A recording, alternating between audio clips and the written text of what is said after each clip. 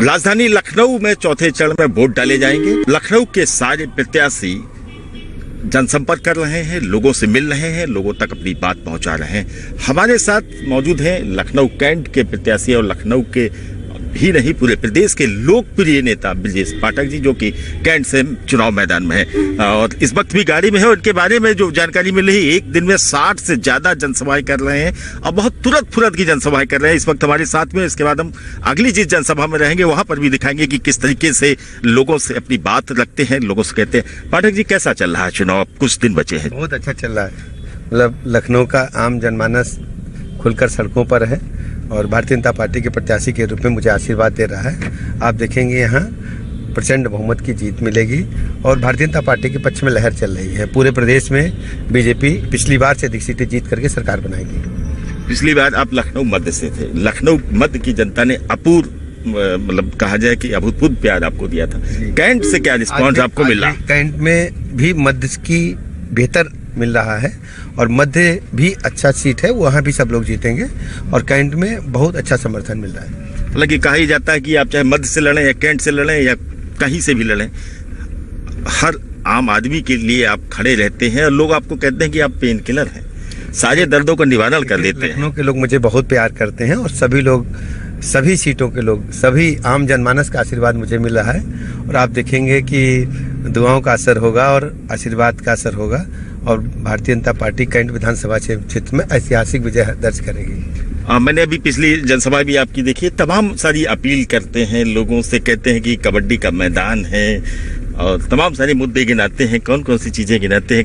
दरअसल ये चुनाव जो है एक तरीके से उन लोगों के बीच में है जो कानून का राज स्थापित कर रहे हैं और दूसरी तरफ गुंडे माफिया मवालियों की समर्थक सरकार है। तो मैं ये चाहता हूँ कि गुंडे माफिया मवालों की जो लोग सरकार बनाना चाहते हैं उनको हमें उनके मंसूबे पूरे नहीं होने देना है।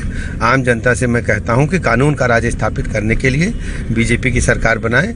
बीजेपी की सरकार में गुंडे माफिया जेल में हैं या प्रदेश छोड़ गए हैं और यदि आपने चूक की तो वही गुंडे माफिया मवाली उत्तर प्रदेश के शासन पर कब्जा करके भोली भाली जनता को प्रताड़ित करेंगे, बहू बेटी की इज्जत आबरू खतरे में डालेंगे, प्लाट मकान दुकान कब्जा करेंगे और सड़कों पर खुलेआम बंदूकें लहराएंगी। कृपया आप होशियार रहें और उत्तर प्रदेश बिल्कुल चेतावनी और होशियार ये दोनों आप बताते हैं उनको, साथ ही ब्राह्मण होने के नाते कई बार जनेऊ भी आप निकाल देते हैं। देखिए ऐसा ना, भारतीय जनता पार्टी के प्रत्याशी के रूप में मैं लोगों से कहता हूं कि किस प्रकार अत्याचार अनाचार पिछले शासनकाल में हुआ है, तो हम सब इकट्ठा होकर के बीजेपी को जिताएं। पूरे प्रदेश में बीजेपी की लहर चल रही है और हम पिछली बार से अधिक सीटें जीतने जा रहे हैं। बातों में इतिहास में 500 साल पीछे भी चले जाए। वाई नॉट, क्यों नहीं? भारत के इतिहास पर तो नजर मुझे रखना ही पड़ेगा और जिस ढंग से भारत की सभ्यता को बदलने का प्रयास हुए तब भी हमारी संस्कृति के पालकों ने इसको बचाए रखा और आज हम उसी संस्कृत के सांस्कृतिक विरासत के वाहक हैं। आदरणीय प्रधानमंत्री नरेंद्र मोदी जी, आदरणीय योगी जी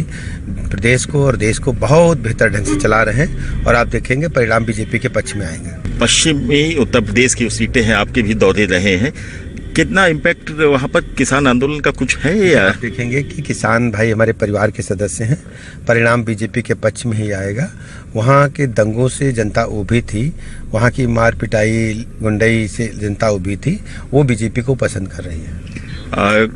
बीजेपी का भी घोषणा पत्र सामने आ चुका है, समाजवादी पार्टी का भी आ गया है, कांग्रेस का भी घोषणा पत्र सामने आ गया है। कमोबेश तीनों में ही काफी हद तक समानता है, कुछ एक बिंदुओं को छोड़ दें। भारतीय जनता पार्टी प्रारंभ से ही जन कल्याण के लिए प्रतिबद्ध है और सभी ऐसे मुद्दों को हमने टच किया है, छुआ है, उनको समाहित किया है जो सर्व समाज के कल्याण के लिए हैं। व्यापारियों को, किसानों को, नौजवानों को, छात्रों को, महिलाओं को, गरीबों को, सबके उत्थान की बात उसमें है। लेकिन कहीं ना कहीं वही बातें सपा में भी देखने को मिलती है, कांग्रेस में भी देखने को मिलती है। समाजवादी पार्टी कॉपी की राजनीति करती है और वो कॉपी उनकी फेल हो जाएगी, वो कभी पास नहीं होंगे।